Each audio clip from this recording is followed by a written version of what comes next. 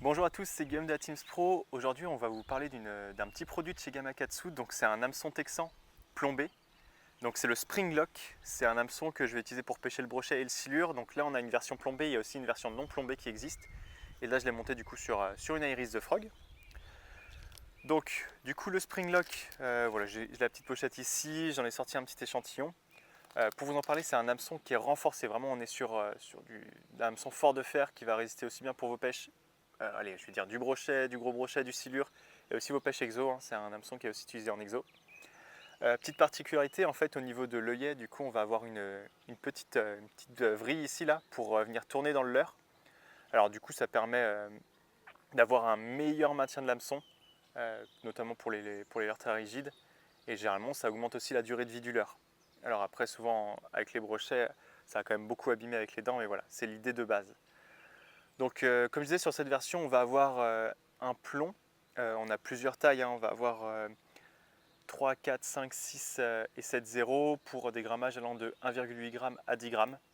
Donc voilà, à chaque taille, vous avez un grammage à chaque fois. Et puis, comme je disais tout à l'heure, vous avez aussi des versions non plombées.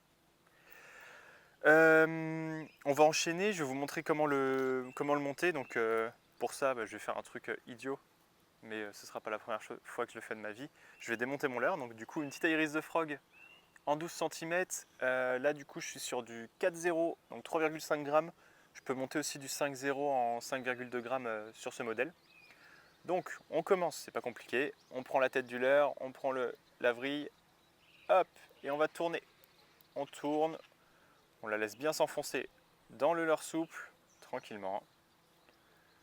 Voilà, on arrive au bout. Moi, je laisse une petite longueur comme ça, et je la mets en fait sur le côté pour que l'œillet soit bien droit. Voilà, petit tips. Ensuite, on va venir le mettre sur le côté du leurre pour savoir où est-ce qu'il va ressortir.